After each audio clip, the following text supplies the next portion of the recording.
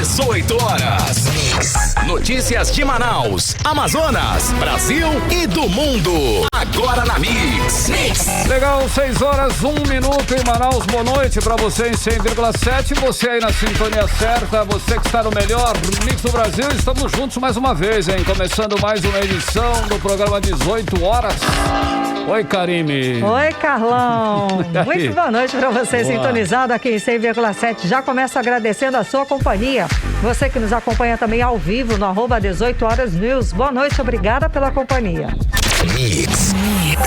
Vamos aos destaques do programa 18 horas de hoje, quarta-feira.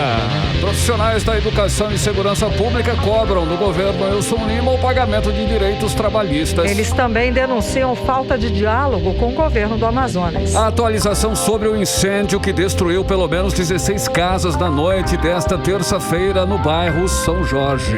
Mais de 1,5 milhão de pessoas em Manaus estão com as doses da vacina contra a Covid-19 incompletas. 6 horas, 2 minutos, você na sintonia certa, começando mais uma edição do programa 18 horas. Hoje é quarta-feira, 27 de julho, 2022 é o ano.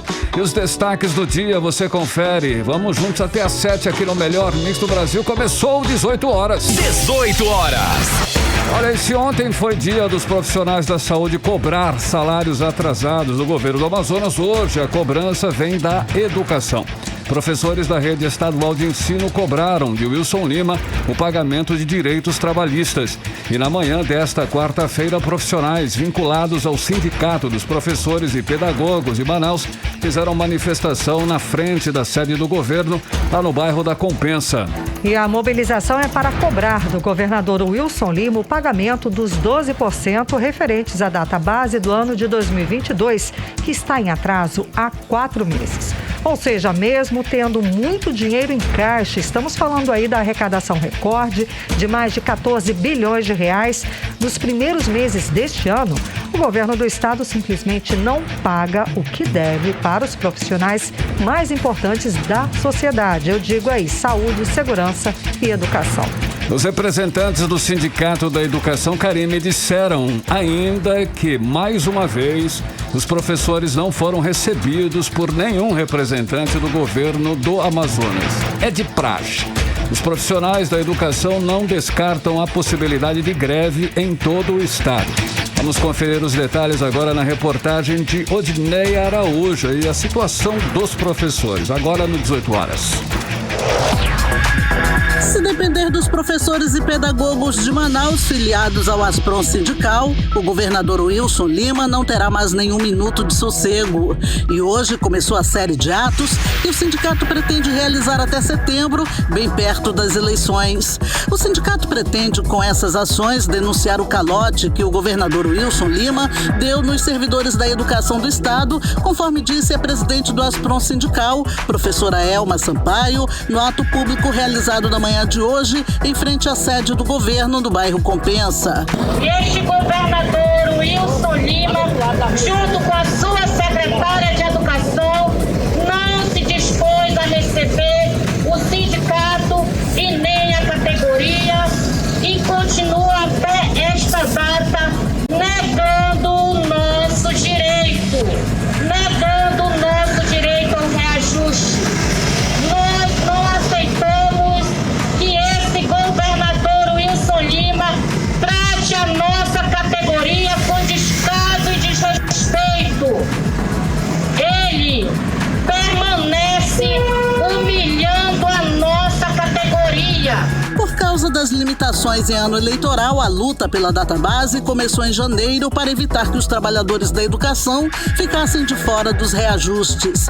Os professores estiveram na sede do governo, na sede da SEDUC e na frente da Assembleia Legislativa do Amazonas, mas nada disso adiantou. E hoje, eles mais uma vez não foram recebidos pelo governo, conforme a presidente do Aspron Sindical. Até o momento, o governador Wilson Lima não deu nenhuma satisfação para a nossa categoria categoria. Pelo contrário, numa postura de intransigência, de falta de respeito, ele não recebeu o sindicato para negociar, para dialogar, e nós seguimos então até esta data sem o nosso merecido reajuste salarial. Nós não estamos pedindo favor do governador, nós estamos exigindo um direito nosso que é legal, porque database é lei e os governantes precisam conceder todo ano o reajuste salarial aos professores. O governador Wilson Lima deve aos professores 12% de database. Junto com a cobrança do reajuste, a categoria cobra do governador o envio do projeto aos deputados para pagamento dos recursos do precatório do Fundef, de acordo com Elma Sampaio. A lei federal, ela determina que os governos locais possam fazer uma lei que regulamente os critérios para a distribuição dos valores do precatório do Fundef aos professores. E nós fomos então lá também, na frente da sede do governo, exigir que o governador Wilson Lima faça a lei imediatamente e envie para a Assembleia Legislativa do Amazonas para ser aprovada, para que esses valores referentes ao precatório do Fundef possam chegar até os professores que têm direito, tanto professores da ativa quanto professores aposentados e até os herdeiros daqueles professores que já faleceram. Tem direito de receber o Fundef os professores que trabalharam no ensino fundamental no período de 1998 até 2006. No final do ato de hoje, os professores realizaram uma Assembleia Geral e aprovaram um calendário de atividades. No próximo sábado, a partir das 8 da manhã, haverá um ato no cruzamento da Arena da Amazônia, perto do semáforo. Odneia Araújo para o 18 horas. Você está ouvindo 18 horas. Gente, imagina a situação desses profissionais para chegar ao ponto de parar, de fazer essa mobilização e ainda por cima, no fim de tudo, não conseguiram reunião com ninguém do governo do Amazonas. E as ações vão continuar, vocês acompanharam aí, né?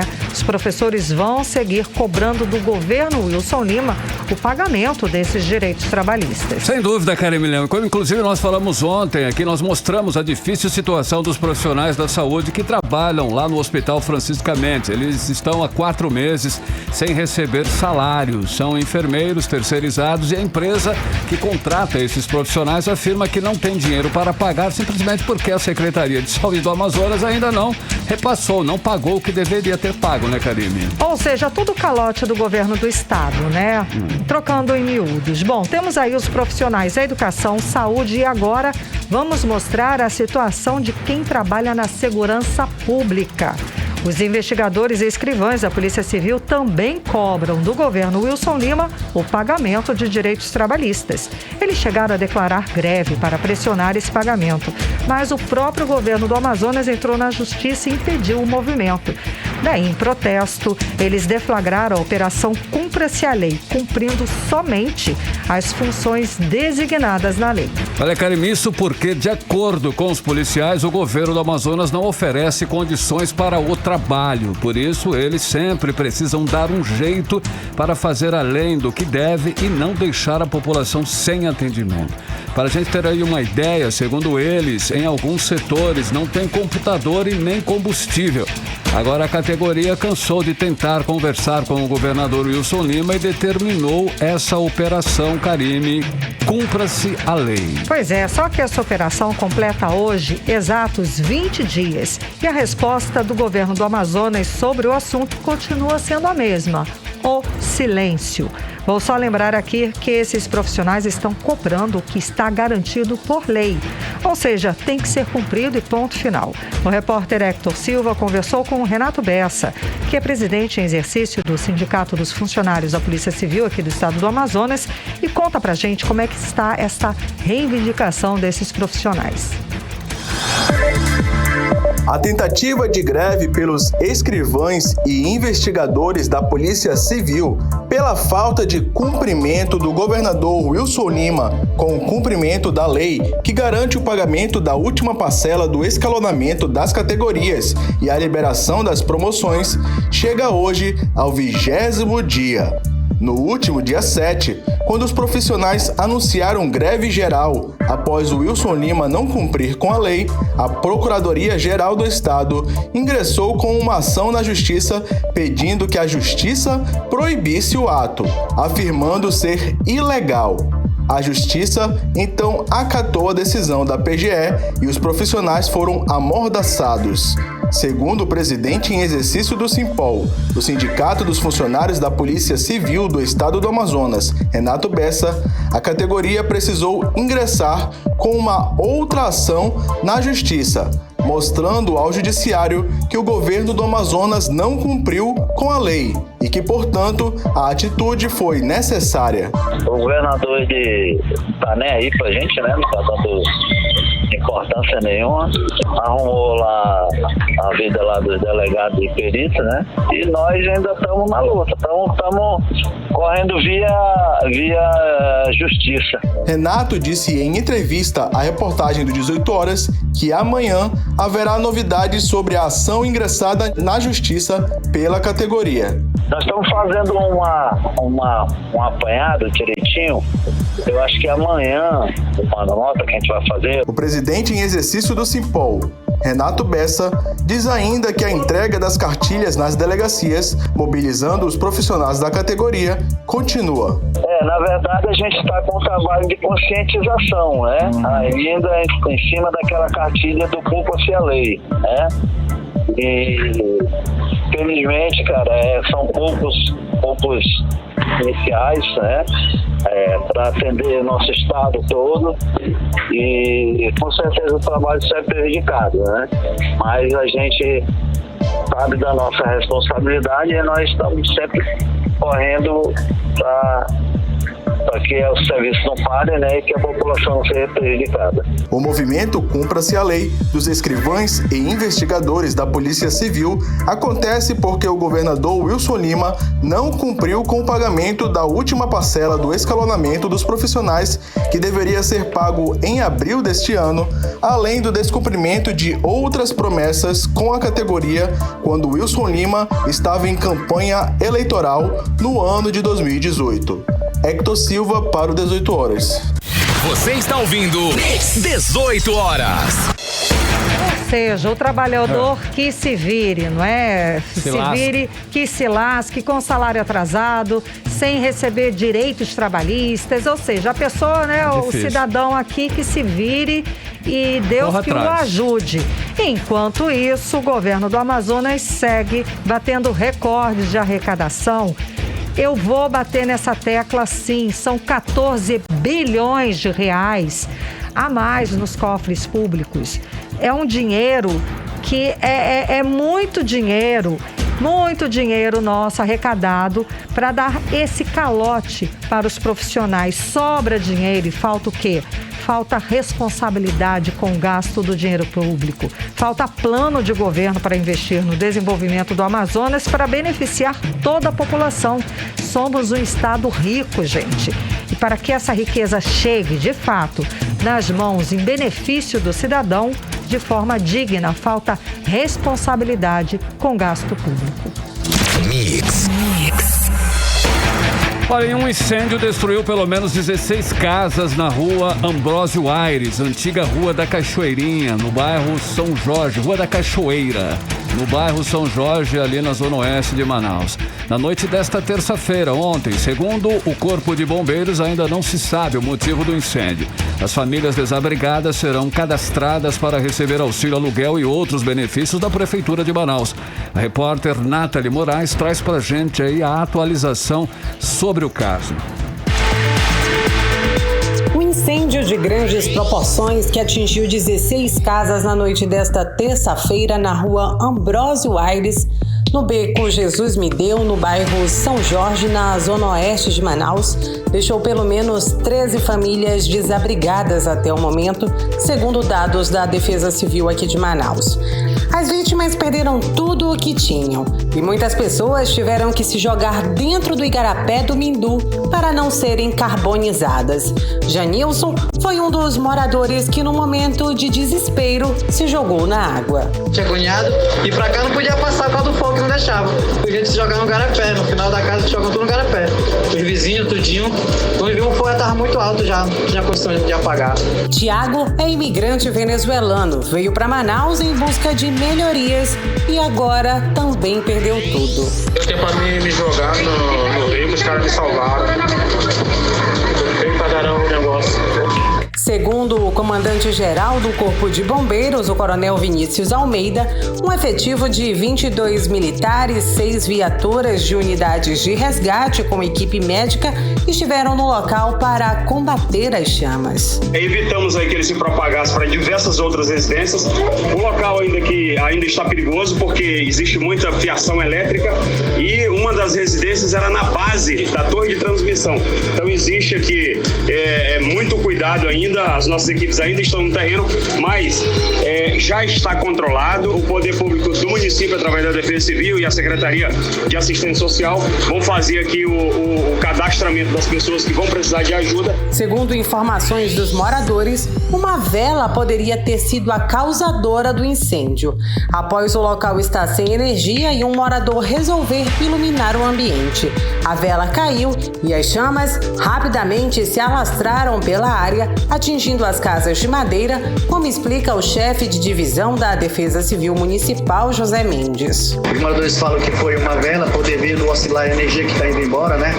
E eles falam que pode ser, possivelmente, foi uma vela que a cera derreteu e pegou na madeira e pegou fogo. E outras versões aí, de princípio tem uma série de coisas, mas isso aí quem vai ver isso aí é a polícia. Todas as famílias foram encaminhadas para o ginásio Nienberg Guerra, no próprio bairro onde estão abrigadas temporariamente. A SEMASC, Secretaria Municipal de Assistência Social e Cidadania, iniciou uma campanha para arrecadar peças de vestuários para as crianças, homens e mulheres. Quem quiser doar qualquer tipo de peça, qualquer tipo de roupa, novas ou usadas em bom estado de conservação, podem fazer as entregas na sede da SEMASC, que fica na Avenida Airão, no centro, setor Gabinete. Nathalie Moraes para o 18 horas. Você está ouvindo 18 horas. Agora 6 horas e 17 minutos, vamos para Brasília conversar com o nosso correspondente, o jornalista Carlos Eduardo Matos. Carlos Eduardo, boa noite. Hoje o MDB fez a convenção para confirmar a senadora Simone Tebet como candidata à presidência da República. Cadu, já sabemos aí quem vai ser o vice ou a vice nessa chapa? Boa noite. Ainda não, Karine. O mistério continua. Boa noite para você, boa noite, Carlão. Boa noite aos nossos amigos ouvintes do programa 18 horas. Antes da gente falar da convenção, vamos responder a sua pergunta, Karine. Embora muita gente esteja torcendo pela formação nessa candidatura feminina, ainda há uma divergência. Não há consenso com relação ao nome da senadora Elisiane Gama, do Cidadania do Estado do Maranhão, para compor a chapa com Simone Tebet. A gente falou sobre ela aqui no programa 18 horas, que é uma senadora que tem uma fala firme, uma postura mão de ferro, também muito parecida com Simone Tebet. Daria uma boa dupla. Só que, embora tenha sido jogado esse nome pelo Cidadania, o PSDB ainda não aceitou. O senador Tasso Gereissati, que é do PSDB, que declinou o convite da senadora Simone Tebet, o PSDB não repôs outro nome no lugar. Ainda assim, está divergindo com relação ao nome da senadora Elisiane Gama. Mas a gente segue acompanhando. O MDB tem até o dia 15 de agosto para entregar ao TSE a candidatura, a oficialização da candidatura. Então, até lá, é possível que esse nome se feche ou outro nome apareça. Mas esse nome da senadora Elisiane Gama está sendo muito bem ventilado, como eu falei, muita gente torcendo para que surja aí uma candidatura 100% feminina, pautada na questão das mulheres, sobretudo, e aí sendo um contraponto, né, à polarização entre Lula e Bolsonaro. Agora, falando sobre a Convenção Nacional, Karine, o MDB, apesar da resistência, né, de todos esses dias de resistência contra a pré-candidatura de Simone Tebet, até que ela venceu com bastante facilidade, com bastante folga. Ela recebeu 262 votos sim e apenas 9 votos não. Ou seja, ela teve o apoio de 97% dos delegados do MDB em todo o país. Ou seja, foi uma vitória praticamente fácil. Ou seja, ratificando o que ela chama aí de centro democrático. Não é mais terceira via da direita, porque esse nome virou que uma pecha, né? Agora está sendo chamado de centro democrático e o MDB, toda essa movimentação que aconteceu hoje, a imprensa, os players políticos estão prestando atenção no que aconteceu hoje, porque o MDB, apesar de ter perdido representatividade na Câmara e no Senado, ainda é a terceira maior bancada do Brasil. E é um partido muito forte nos estados e municípios. Ou seja, nessa convenção nacional, quem perdeu foram os caciques do MDB que não queriam aí a candidatura própria do partido, ainda mais representado por Simone Tebet. Então ela segue em frente, retoma a luta dela com mais fôlego, porque a gente já falou, ela tem muita vontade de seguir em frente, ela tem muita proposta para apresentar, é uma boa candidata, tem inteligência, ela sabe o que quer, sabe falar, sabe propor. Então a gente espera que esse nome siga em frente. Agora, nessa votação que chamou a atenção, os estados considerados lulistas, como o Amazonas, o Ceará, Piauí, Bahia, registraram votos. Porém, quem não registrou foi o estado do Alagoas e Paraíba. O estado de Alagoas, de Renan Calheiros. O Renan Calheiros foi ele que a gente falou aqui ontem, usando um prefeito do MDB em trocação no STF. Pois é, em manifesto, né, reivindicando essa candidatura, ele mandou que o Estado não desse voto nenhum, não se apresentasse nessa convenção nacional. Apesar disso, foi 3%, ou seja, apenas 3% do MDB não votou. Então, significa que a Simone Tebet agora representa o Centro Democrático, formado por MDB, PSDB e Cidadania. Então, esse nome aí segue sendo como uma alternativa. Vamos ouvir um áudio da senadora Simone Tebet, ela falando sobre a candidatura dela. A história novamente está nos convocando ao diálogo, à ação, porque infelizmente o Brasil vive um dos momentos mais sensíveis. Nossos alicerces democráticos estão abalados pela fome, estão abalados pela miséria, estão abalados pela desigualdade social, estão abalados pelo desemprego, mas estão abalados principalmente por essa polarização ideológica, essa polarização, esse discurso de ódio de nós contra eles que está levando ao abismo. Só o Centro Democrático tem a legitimidade para dizer que tem a capacidade de pacificar o Brasil, de unir o Brasil, para que o Brasil volte a ter segurança, estabilidade e com isso volte a crescer, gerar emprego e renda para a nossa população. 18 horas. Pronto, a gente acompanhou a fala da senadora Simone Tebet, agora oficialmente candidata à presidência da República. Cadu. Exatamente, Karine. Você pôde observar a eloquência, segurança, serenidade. Sim. É um nome bom aí para quem não vai votar nem Lula e nem Bolsonaro e não quer dedicar o seu voto à polarização. E Simone Tebet sempre tem falado que ela é contra a polarização política. Inclusive, essa polarização vai ser prejudicial para todos nós, eleitores, Karine, porque eles já negaram, Lula e Bolsonaro não querem aparecer em debate. Eles já negaram o CNN, já negaram o Globo News, já estão negando em outros veículos de comunicação. Por quê? Eles não querem aparecer para manter esse cenário polarizado, principalmente nas redes sociais. Para você e nossos ouvintes entenderem o quanto é prejudicial essa polarização. Agora, mudando um pouco de assunto, agora falando um pouco do União Brasil, que é um partido também que está se movimentando e que no próximo dia 30 vai fazer a sua convenção nacional. O União Brasil está se aproximando cada vez mais do PT, Karine. O União Brasil era um partido essencialmente bolsonarista, de direita, formado pelo pessoal do DEM e também pelo pessoal do antigo PSL. Agora eles estão virando para o PT. E qual é o acordo nesse momento? O União Brasil, ele quer fechar a chapa, o presidente nacional do partido União Brasil pretende fechar a chapa de vice com o Fernando Haddad, que está disputando o governo do estado de São Paulo, que está liderando nas pesquisas. Então, se fechar esse acordo, União Brasil-PT, na disputa pelo governo de São Paulo, Luciano Bivar pode abdicar de sua candidatura à presidência da República para disputar ou o Senado ou a Câmara. E se disputar a Câmara, ele vai concorrer com a chancela do PT à presidência da Câmara dos Deputados, ou seja, as costuras indo pouco a pouco avançando, já pensando em 2023. E claro, o ex-presidente Lula, caso ele seja eleito, o União Brasil vai capitanear esse processo eleitoral, e aí entra o deputado federal Marcelo Ramos, caso ele seja reeleito. Karine e Carlão.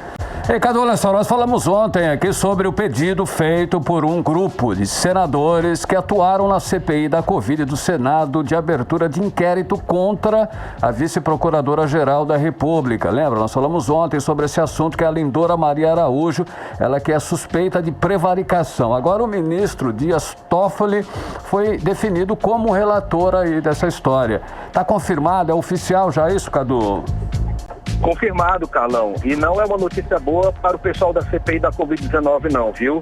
A gente só relembrando esse caso, né? A vice-procuradora-geral da República, a Lindora Araújo, ela apresentou um parecer quebrando, desqualificando e esvaziando o relatório final da CPI da Covid-19. Ela, das 7 acusações contra o presidente Bolsonaro, ela só considerou 2. E prevaricação e outros criacular. Então, ela esvaziou. O pessoal da CPI, o G7, né, os 7 senadores que integram a oposição dentro da CPI da Covid-19, liderados pelo senador Omar Aziz, entraram com uma ação no STF pedindo uma investigação contra a Lindora Araújo. Então, pedindo para que investigue a conduta dela. Só que aí, quem foi sorteado foi o ministro Dias Toffoli, que tem um histórico, que é o seguinte, eu vou apenas 2 pontos que eu vou citar. O primeiro é que Toffoli, ele negou, há meses atrás, um pedido feito pelo Conselho Superior do Ministério Público para investigar Augusto Aras, que é o Procurador-Geral da República. Ou seja, ele barrou um pedido de investigação contra o Procurador-Geral da República, que vem blindando o presidente Bolsonaro. O segundo ponto, em fevereiro desse ano, ele decidiu que os membros do Poder Judiciário e do Ministério Público não podem ser enquadrados por crime de prevaricação no exercício do cargo. Então, adivinha qual vai ser o resultado? Por isso que eu estou falando, um ponto negativo, super negativo para o G7 da CPI da Covid-19. Carlão e Karine. Obrigada pelas informações, Cadu. Boa noite, bom trabalho. Valeu, Cadu. Valeu, gente. Um abraço. Tchau. Agora são 6h28 e você está no melhor mix do Brasil. 18 horas. Olha só, hein? Nós vamos conferir daqui a pouco, aqui no programa 18 horas, mais de 1,5 milhão de pessoas em Manaus estão com as doses da vacina contra a Covid-19 incompletas, hein? Esse é o nosso assunto em instantes. 18 horas. Ok, agora são 6h28 e nós vamos conferir a previsão do tempo para esta noite de quarta-feira e já na madrugada de quinta-feira também. Tempo e temperatura, Karime Leão. Previsão do tempo. A previsão é de pancadas de chuva durante a noite e a madrugada, segundo informações do Climatempo. A mínima prevista é de 23 graus, a máxima não deve passar dos 33 graus. As chances de chuva são de 90% e a umidade relativa do ar fica entre 30% e 88%. Mix. Olha só, mesmo após 4 ondas da pandemia no Amazonas, mais de 1,5 milhão de pessoas estão com as doses da vacina contra a Covid-19 pendentes aqui em Manaus, Karine. Carlão, e mais de 226 mil pessoas não tomaram sequer a primeira dose da vacina. O maior número de pessoas com atraso com a terceira dose, gente. A repórter Nathalie Moraes tem mais informações sobre a vacinação contra a Covid-19 aqui no estado. Manaus tem 1.513.709 pessoas que estão com doses atrasadas ou que não iniciaram o esquema vacinal contra a Covid-19. O universo que não tomou nenhuma dose soma hoje 226.885 pessoas e outras 252.207 ainda não voltaram para tomar a segunda dose da vacina. O alerta é da Secretaria Municipal de Saúde ao citar os dados do Sistema Municipal de Vacinação. A infectologista Ana Galdino reforça a importância de estarmos com o ciclo vacinal completo e em dia em meio ao surgimento de mutações da variante Ômicron. Aquelas pessoas que estão com seu reforço de vacina atrasado, tem que olhar essa vacinação, tem que estar atualizada. E para as crianças que abriu novas faixas etárias, tem sim que procurar, porque a única forma que a gente tem de manter essa questão controlada é com essas medidas adequadas. Lembrando que Covid está aí, Covid circula e Covid mata. Então a gente precisa sempre ter isso na cabeça para que a gente não tenha esse relaxamento, a gente não pode baixar a guarda em relação a essa doença respiratória. O maior número de atrasados hoje é referente à terceira dose, totalizando 673.932 usuários. A terceira dose, que corresponde à primeira dose de reforço, está liberada para todas as pessoas com mais de 12 anos de idade, com intervalo entre as doses de pelo menos 4 meses. Já em relação à quarta dose, 360.685 pessoas estão dentro do intervalo necessário, mas ainda não retornaram aos postos de imunização. Podem recebê-la aqueles que têm 18 anos de idade ou mais, que tomaram a terceira dose há pelo menos 4 meses. Nas últimas 24 horas, o Amazonas registrou 796 novos casos de coronavírus, de acordo com a Fundação de Vigilância em Saúde do Estado. 3 mortes foram confirmadas e encerradas por critério clínico e epidemiológico e laboratorial. 9 municípios do interior do Amazonas não disponibilizaram informações para a atualização do boletim epidemiológico. Nathalie Moraes para o 18 horas. Você está ouvindo 18 horas. Olha só, escuta essa agora, hein? A Amazonas Tour do governo do estado contrata a empresa de publicidade do município de Anori para desenvolver robôs digitais programados para interagir com o público. E o valor do contrato, quase 3 milhões de reais, Karine.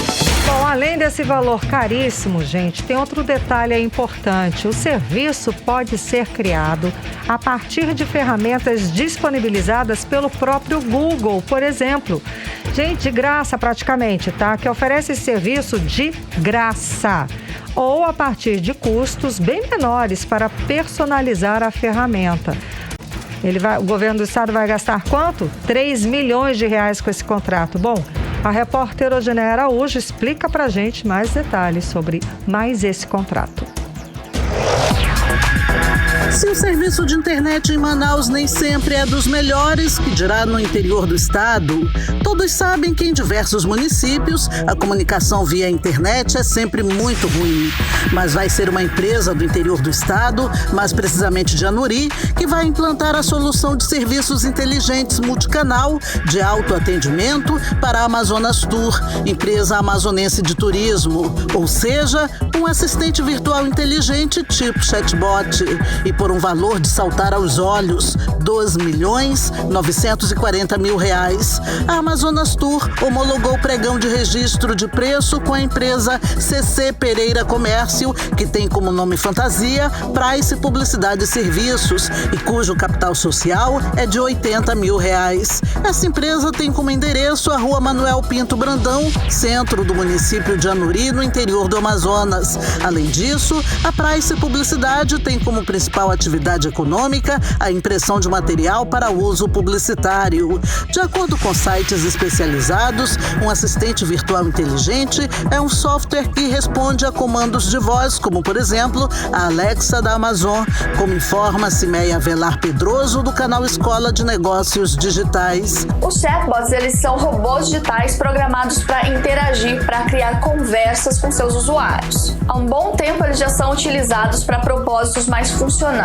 Você muito provavelmente já interagiu com um deles. Você pode encontrá-los em vários sistemas de atendimento automático online, suportes, serviços e até mesmo aquele atendimento automático que acontece por telefone. Tem também os assistentes virtuais, como a Siri do iOS e a Cortana do Windows. Tem também o Google Assistant da Google, que são bots capazes de responder às solicitações. Apesar de terem muitas semelhanças, a principal diferença entre os dois assistentes de comunicação, segundo Cimeia Pedroso, é que enquanto o chatbot interage com usuários, principalmente através de mensagens, o assistente virtual inteligente utiliza principalmente o comando de voz para responder a questionamentos. Então hoje eles não são só mais atendimento, eles já realizam tarefas. Se você solicitar para um assistente virtual agendar um compromisso para você, agendar uma tarefa, ele vai fazer esse agendamento. Se você pedir para a Siri realizar uma ligação, ela vai fazer uma ligação para você. Então esses já são considerados bots. Só que até então eles eram um pouco acessíveis para nós mortais.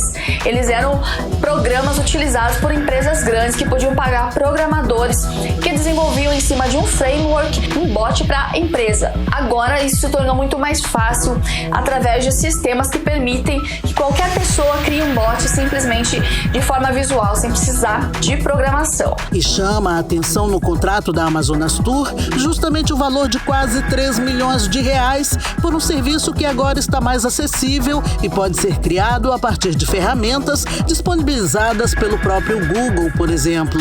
A empresa Price, segundo a Amazonas Tour, venceu o pregão presencial 010/2022 por ter atendido todos os requisitos formais do edital pelo menor preço global. A homologação do registro de preço tem a data de 20 de julho de 2022. Na internet, porém, há registro de contratos de R$29 mil com a data de 9 de dezembro de 2021 da mesma empresa para a implementação de chatbot de mensagens do WhatsApp e gerenciamento de mensagens do canal de atendimento para os espaços apoiados e administrados pela Agência Amazonense de Desenvolvimento Cultural. Há também registro de serviço de confecção de aplicativo contendo informações de guia da cidade com a Prefeitura de Santa Isabel do Rio Negro por R$17 mil. O 18 Horas tentou ouvir a Amazonas Tour e o governo do Amazonas para saber sobre a real necessidade de gastar quase R$3 milhões por esse software, mas até o fechamento da reportagem, eles não enviaram resposta. Odineia Araújo para o 18 Horas. Você está ouvindo 18 Horas. Agora em Manaus, 6h37. Vamos falar sobre os bastidores da política local com a repórter Artemisa Gadelha. Artemisa, boa noite. Bom, essa escolha do vice, de escolher de um nome para o vice do pré-candidato à reeleição, o governador Wilson Lima, ainda está gerando discórdia nos bastidores. União Brasil, o Avante e o PL não chegaram num acordo, num denominador comum. Esse impasse traz a ameaça, inclusive, do Wilson Lima perder o apoio de Bolsonaro para as eleições, ou Artemisa? Na verdade, surgiram muitas fake news aí sobre esse assunto e eu vou já explicar. Boa noite, Karime, boa noite, Carlão, boa noite a todos que acompanham o programa 18 Horas. Que há certas discórdias internas, isso há, mas é muito comum, né, nesse processo pré-eleitoral, onde cada grupo quer mostrar a força política que tem. Bom, o que é certo é que ficou acordado que para o governador Wilson Lima, do União Brasil, que para ele receber o apoio do presidente Bolsonaro, ele precisa, né, e o apoio também do PL, no caso, ele precisa, nesse caso, e o vice dele também, que vai ser escolhido pelo prefeito de Manaus, Davi Almeida do Avante, enfim, ambos devem apoiar a candidatura, né, de Bolsonaro à presidência da República e também a candidatura ao Senado do Coronel Menezes, pelo PL. O prefeito Davi Almeida teria aí livre escolha para lançar e apoiar outro candidato ao Senado. Sabemos, né, e isso inclusive é público, que após os áudios vazados do Coronel Menezes falando de Davi, os dois romperam e o prefeito não pretende aí apoiá-lo e vai lançar a candidatura de Chico Preto ao Senado pelo Avante. Eu conversei essa tarde, inclusive, com o presidente do PL, Alfredo Nascimento, e ele esclareceu essas questões. Vamos acompanhar. E o entendimento com o governador, isso tem sido no sentido de que ele será o palanque do presidente Bolsonaro aqui no Amazonas. É isso que nós estamos conversando, está acertado, ou pelo menos está encaminhado. É uma das exigências que o partido faz, quem estiver representando o partido nessa coligação, a pessoa que representa o partido obrigatoriamente tem que apoiar o candidato majoritário ao Senado que está nessa coligação. Nada impede, contudo, que qualquer que seja o partido, o Avante, o PL, lance um candidato avulso. A legislação permite fazer isso. Nós temos um candidato ao Senado, só por hipótese, eu poderia lançar também um outro candidato ao Senado avulso, mas nessa coligação, quem estiver nela apoia o nome das coligações. 18 horas. Então, ouvimos aí o presidente do PL, Alfredo Nascimento. Alfredo comentou ainda que o PL não tem intenção de indicar o vice, nunca foi discutido isso e que o PL entra apenas novamente com a indicação ao Senado do pré-candidato Coronel Menezes.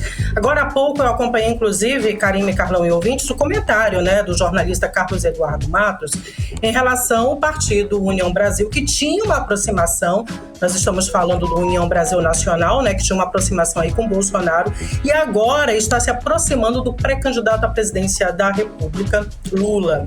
O Wilson Lima está fechado com Bolsonaro. Então, como é que deve ficar essa situação, né? Para completar, o pré-candidato ao governo do estado do Amazonas, Eduardo Braga, está fechado com Lula.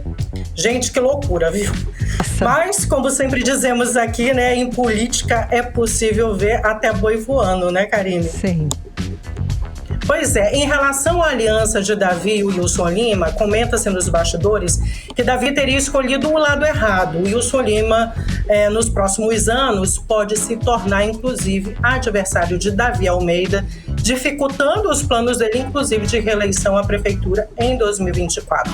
Outra especulação hoje foi com a escolha do vice de Ricardo Nicolau do Solidariedade. O presidente do partido, Bosco Saraiva, disse que até sexta-feira terá o nome do vice de Nicolau. Já Amazoniano Mendes, pré-candidato ao governo do estado, e Amon Mandel, que é pré-candidato a deputado federal pela Federação PSDB e Cidadania, se reuniram esta tarde com a ala jovem do Cidadania na sede do partido, no Tarumã, zona oeste de Manaus. Eles conversaram sobre o futuro da política amazonense. O amazoniano foi bastante aplaudido pelos jovens do partido. Karime Carlão. Artemis, olha só, temos aí o primeiro registro de candidatura no estado do Amazonas, é do pré-candidato a deputado federal, que é o professor João Paulo Queiroz, pelo Partido Novo, é isso, Artemis? Isso mesmo, Carlão. O Partido Novo lançou o pré-candidato a deputado federal, o professor João Paulo Queiroz, no último sábado, dia 23 de julho, durante convenção do partido. Ele é professor universitário, tem 41 anos, viu? Não vai usar o fundo partidário e a campanha dele vai receber apenas doações. Ele disse, como você falou, né, que ele, inclusive, é o primeiro pré-candidato do Amazonas a formalizar o registro de candidatura. Vamos ouvi-lo. O meu sim para a disputa de deputado federal pelo Partido Novo foi a possibilidade de ampliar os trabalhos que já realizo desde adolescente, voltado para a inclusão do mercado de trabalho, a jovem liderança e a mulher empreendedora, além da educação inclusiva e integral. 18 horas. Ouvimos então o pré-candidato a deputado federal, o professor João Paulo Queiroz, ele que tem aí o primeiro registro de candidatura das eleições 2022 no Amazonas. E falando ainda de eleição, sabe quem promete ser o queridinho nas eleições 2022, Karime Carlão? Quem adivinha? Não adivinha. Pix. Também não. Oi. O Pix. Pois ele veio para ficar. Destaque, né? Lógico. Exatamente. Vai facilitar bastante a vida dos candidatos. Mas tem umas regrinhas, viu? Os candidatos precisam usar, por exemplo, o CNPJ no cadastro para receber doações e para fazer, inclusive, os pagamentos. Já as pessoas que vão trabalhar na campanha precisam cadastrar o CPF. Não pode, por exemplo, o número do telefone, e-mail, tem que ser o CPF. Eu perguntei, inclusive, para a advogada Denise Coelho, né, se essa eleição será do Pix. Vamos ouvi-la. Vai ser bem mais prático. Antigamente você tinha que pagar com cheque, fazer transferência bancária. Aí transferência bancária você tem a taxa, que é o TED ou o DOC, que não cai no mesmo dia. O Pix não, o Pix você faz na hora e vai ser bem mais prático. 18 horas. Ouvimos então a advogada Denise Coelho, ela que falou aí que o Pix promete ser o queridinho e veio para ficar então nas eleições 2022. E uma dica, viu? Uma dica de palestra para quem gosta de história, filosofia, ética, política, enfim. Teremos aí uma palestra livre e gratuita que tem como tema: é possível uma guerra justa? Princípios éticos e o problema do relativismo. Será nesta sexta-feira, Karime, dia 29 de julho, a partir das 7 horas da noite. O palestrante é o doutor Arthur Hidalgo. Ele é formado em Direito, Filosofia e é especialista em Ética. Se alguém ficou interessado, é só entrar em contato pelo número 991 30 23 72, repetindo 91 30 23 72. Karime Carlão. Obrigada pelas informações, Artemisa Gadelha. Boa noite, bom trabalho. Boa noite. Para vocês também. Tchau, tchau. Tchau, tchau. 6h46, você era o melhor mix do Brasil. 18 horas. Olha só, o Ministério Público do Amazonas abriu investigação para apurar denúncia de pagamento irregular à empresa envolvida na Operação Sangria, que investiga desvio de dinheiro da saúde do Amazonas. A empresa Rio Negro e sua responsável, a Priscila Gomes de Abreu, foram denunciadas no relatório final da CPI da Saúde da Assembleia Legislativa do Estado em 2020, Karime Leão. Bom, a empresa e a proprietária foram incluídas na lista de 27 pessoas e empresas que tiveram sigilo bancário e fiscal quebrados pelo Superior Tribunal de Justiça. Detalhe, nesta lista também está o próprio governador do Amazonas, Wilson Lima. E quem explica melhor toda essa história pra gente é a repórter Odineia Araújo. Na portaria de abertura do inquérito publicada ontem, o promotor de justiça especializada na proteção do patrimônio público, Hilton Serra Viana, cita 3 processos de pagamentos por serviços de limpeza e conservação envolvendo a empresa Rio Negro Comércio de Produtos Médicos Hospitalares. Os processos são de 2019 e 2020 no Hospital Geral Dr. Geraldo da Rocha e outro no serviço de lavanderia, também de 2020, no Hospital e Pronto-Socorro da Criança da Zona Oeste. O pagamento dos 3 processos soma R$1 milhão, de acordo com o portal da Transparência do Estado.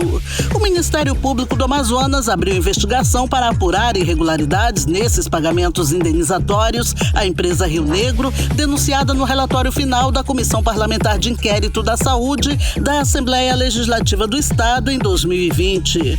Para instaurar o inquérito, o promotor de justiça, Hilton Serra Viana, considerou a autuação da empresa no relatório final da CPI da Saúde por irregularidades. De acordo com o integrante da CPI da Saúde, deputado Serafim Corrêa, o relatório da CPI pedia a investigação do Ministério Público quanto a esses pagamentos indevidos. Havia uma cobrança muito grande ao Ministério Público Estadual no sentido de que apurasse os indícios que foram encaminhados àquela instituição que é pilar do controle, pilar do acompanhamento dos gastos públicos.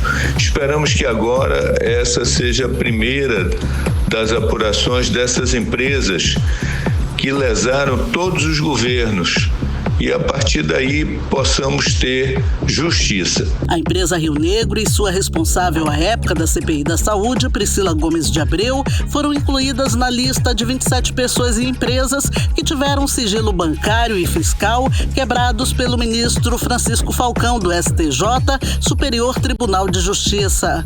Além de Priscila, também foi incluído na lista do STJ o próprio governador do Amazonas, Wilson Lima, alvo da 4ª fase da Operação Sangria, que investigava a denúncia de fraude na contratação do Hospital de Campanha Newton Lins. Nessa fase, a PGR, Procuradoria-Geral da República, informou que apurava a denúncia de envolvimento do governador do Amazonas na escolha e contratação, sem observância das normas previstas na Lei de Licitações, da estrutura do Hospital Newton Lins para o tratamento de pacientes com Covid-19 pelo prazo de 3 meses, com valor total de R$2.600.000. De acordo com o Ministério Público Federal, o aprofundamento das investigações trouxe elementos que apontavam irregularidades para além da contratação do imóvel para a instalação do hospital de campanha, envolvendo os contratos celebrados pelo governo do Amazonas. Odineia Araújo para o 18 horas. Você está ouvindo 18 horas. 6h50 em Manaus. Boa noite para você na sintonia certa, no melhor mix do Brasil. Vamos agora conferir previsão do tempo, hein? Para amanhã. Amanhã é quinta-feira. Tempo e temperatura, Karime Leão. Previsão do tempo. E segundo informações do Clima Tempo, a previsão amanhã é de sol e aumento de nuvens de manhã, pancadas de chuva à tarde e à noite. A mínima prevista é de 23 graus, a máxima não deve passar dos 32 graus. As chances de chuva são de 90% e a umidade relativa do ar fica entre 42% e 84%. Olha só, as obras do Emoan do município de Tabatinga estão paradas por falta de pagamento do governo do Amazonas. O local era para ser um centro de referência do Alto Solimões, Karine. Pois é, Carlão, e a denúncia do vereador de Tabatinga, Luizão, que foi formalizada pelo deputado estadual Wilker Barreto. A repórter Nathalie Moraes tem mais detalhes sobre essa nova denúncia da área da saúde do governo do Amazonas. O deputado estadual Wilker Barreto revelou que a construção da unidade da Fundação Hospitalar de Hematologia e Hemoterapia do Amazonas, em Tabatinga, está parada por falta de pagamento do governo do Amazonas. A denúncia é um relato do vereador da cidade, Luizão, e constatada em loco pelo parlamentar em visita à capital do Alto Solimões. Para o deputado Wilker Barreto, o abandono das obras do núcleo do Emoan, em Tabatinga, é um exemplo claro da falta de comprometimento do governo e que os serviços de diagnóstico e tratamento de doenças hematológicas e oncohematológicas já poderiam estar beneficiando tanto a população tabatinguense quanto aos municípios mais próximos. Se eu vim, vereador Luizão, e logo consigo verificar, olha aqui, ó, as informações técnicas dessa obra. Essa obra está parada, vamos entrar aqui. Tanto dinheiro indo para outras áreas não importantes. Essa questão dessa unidade do sangue não é só para atender Tabatinga, isso aqui atende o Alto Solimões. Certo, nós estamos falando aqui de 9 cidades que compõem o Alto Solimões. Acompanhado do vereador, Wilker Barreto verificou de perto o abandono das obras do Hospital do Sangue, firmado pelo Executivo através do contrato com a empresa Marac Construções e Serviços de Manutenção Elétrica Limitada, pelo valor de mais de R$1.445.026,44, com vigência de 17 de dezembro de 2020 a 15 de julho de 2021. 2021. Foram inclusos ainda 2 termos de aditivo para ampliação do prazo de conclusão, sendo o primeiro de 16 de julho de 2021 a 13 de dezembro e o segundo datado de 14 de dezembro do ano passado até 12 de julho de 2022. Mas, segundo o portal da Transparência, o governo do Amazonas pagou apenas um pouco mais de R$278 mil à empresa, equivalente a 20% do total previsto no contrato. Para o vereador Luizão, um retrato do abandono da saúde no Amazonas. Essa é mais uma das irresponsabilidades desse governo, né? Infelizmente, não está cumprindo com seu papel. Dinheiro público, desde 2020 a obra. Nathalie Moraes para o 18 horas. Você está ouvindo 18 horas. Economia. Vamos aos indicadores econômicos de hoje, quarta-feira. O dólar fechou em alta de 1,84%, cotado a R$ 5,25. O euro fechou em baixa de menos 1,03% a R$ 5,35. O Bitcoin fechou positivo em 6,7% aos R$ 120.121. E o Ibovespa, o principal índice da Bolsa de Valores brasileira, fechou em alta de 1,67% e voltou a alcançar o patamar dos 100 mil pontos. Fechou aos 101.437 pontos. E prévia da inflação desacelera no mês de julho, o que revela a pesquisa do IBGE divulgada nesta terça-feira. O Índice Nacional de Preços ao Consumidor Amplo 15, o IPCA 15, que é considerado a prévia da inflação oficial do país, ficou em 0,13% em julho, abaixo da taxa de 0,69% registrada no mês de junho. O resultado do índice reflete o impacto da redução das alíquotas de ICMS sobre combustíveis, energia elétrica e comunicação. Esta é a menor variação do indicador desde junho de 2020, quando ficou em 0,02%. Escuta essa, mais da metade dos contribuintes do IPTU em Manaus estão inadimplentes, hein, Karine? Segundo a Prefeitura, mais de 290 mil contribuintes não pagaram o imposto. Pois é, Carlão, isso representa mais de 55% do total dos cadastros imobiliários lançados para este ano. A dívida soma um prejuízo de aproximadamente R$112 milhões aos cofres do município. E o repórter Hector Silva traz mais detalhes sobre o assunto para a gente. A Prefeitura de Manaus divulgou esta semana que mais de 290 mil contribuintes do IPTU, o Imposto sobre a Propriedade Predial e Territorial Urbana, estão inadimplentes com o fisco municipal. O valor representa mais de 55% do total de cadastros imobiliários lançados para este exercício de 2022. Segundo o subsecretário da CEMEF, Armínio Pontes, a dívida soma um prejuízo de aproximadamente R$112 milhões aos cofres do município. São 514 mil imóveis na cidade de Manaus ativos, tributáveis, que representou 509 milhões de lançamento de imposto. Do ano de 2022 até agora só conseguimos receber 209 milhões. Armínio Pontes destaca que o valor arrecadado pelo IPTU é fundamental para as obras de infraestrutura de Manaus. Quando o contribuinte deixa de pagar, essas atividades de obras de infraestrutura, principalmente, elas diminuem, porque falta recurso para isso, né? Então a gente faz um apelo à população, a você que está nos ouvindo aí principalmente, com relação ao seu IPTU. Se ainda não começou a pagar, comece a pagar, porque pagar o IPTU é um ato de cidadania. Para melhorar o desempenho na arrecadação do IPTU e incentivar os cidadãos a contribuírem, a Prefeitura de Manaus instituiu a campanha IPTU Premiado, que sorteia prêmios em dinheiro entre os contribuintes adimplentes. São prêmios mensais que variam de R$2.000 a R$20.000, mais 2 prêmios especiais no fim do ano, um de 50 mil e outro de 100 mil reais. Pessoas que tinham o imóvel com problema agora estão pedindo para regularizar porque querem concorrer aos prêmios, que já estão sendo entregues todo mês. Para concorrer, não é necessário realizar cadastro. Basta realizar o pagamento das parcelas e o sistema automaticamente já identifica o contribuinte e gera um bilhete eletrônico para a matrícula do IPTU correspondente. Mais informações poderão ser obtidas no site da campanha iptupremiado.manaus.am.gov.br. Hector Silva para o 18 horas. Você está ouvindo 18 horas. E o Ministério Público Federal apresentou uma denúncia na Justiça Federal contra o presidente da FUNAI, Marcelo Augusto Xavier, pelo crime de denúncia caluniosa contra servidores da Fundação e também contra um procurador da República. Segundo a denúncia, Augusto Xavier instaurou um inquérito policial contra diversos servidores da FUNAI, integrantes da Associação Waimiri Atuari e pessoas físicas, com a acusação dos crimes de tráfico de influência e de prevaricação, mesmo sabendo que eram todos inocentes. A informação é do site G1.